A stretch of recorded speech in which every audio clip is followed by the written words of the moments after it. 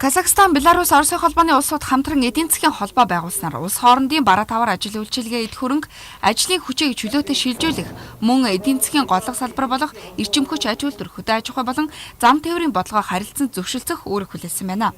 Өөрөөр хэлбэл гурван улсын хооронд хил гайлын хаалт байхгүй болж байгаа юм а. Бизнесмэнүүд нэг хэв маягт оруулсан хууль тогтоомжийн дагуу аль ч улсад чөлөөтэй ажиллах боломжтой болж бараа таварыг татвар хураамжгүй нэвтрүүлэх боломжийг ихүү бүрдсэн байна.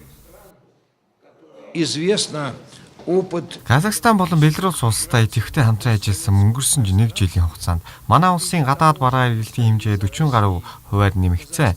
Тэгвэл бид одоо илүү өргөн хүрээний илүү боломж бүхий тоног төхөөрөмжийн хамтын ажиллагааг энэхүү гэрээгээр дамжуулан эхлүүлж байна. Мөн Армեն улс, Кыргызстан улс ойрын хугацаанд Евразийн эдийн засгийн холбоонд эсэх саналтай байгаа бөгөөд бусад зарим улсч дээрх интеграцчлалд нэгдэн орох сонирхолтой байгаагаа илэрхийлжээ. Учир нь тус холбоонд тусгаар тогтносон улсуудын хамтын нийгэмлэгийн нутаг дэвсгэрт эдийн засгийн хөгжлийн хүчирхэг шин төв болох асар том буюу 170 сая хүн амтай нэгдсэн зах зээлийг бүрдүүлж байгаа хэрэг юм а. Өнгөрсөн хугацаанд хуучин зөвлөлтийн бүрэлдэхүүнд байсан улс орнуудын хооронд эдийн засгийн болон бусад чиглэлээр хамтран ажиллах цөөнгүй холбоо нийтлүүд байгуулагдаж байсан ч төдийлөн өргөн хүрэг хамарсан үйл ажиллагаа явуулалгүй задарч байсан тохиолдлууд байдаг.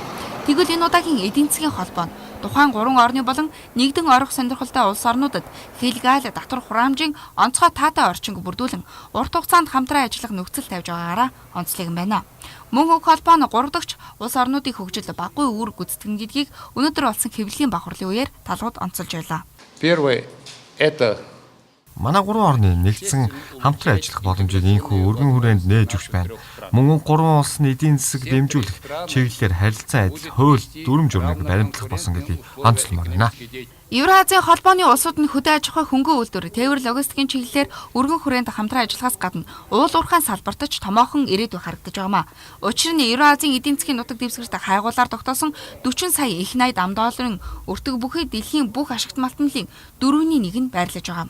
Мөн тус холбоо нь дэлхийн хамгийн том тээвэр логистикийн нэгдэл эрчим хүч болон улаан будаан экспортлогч байх юм а.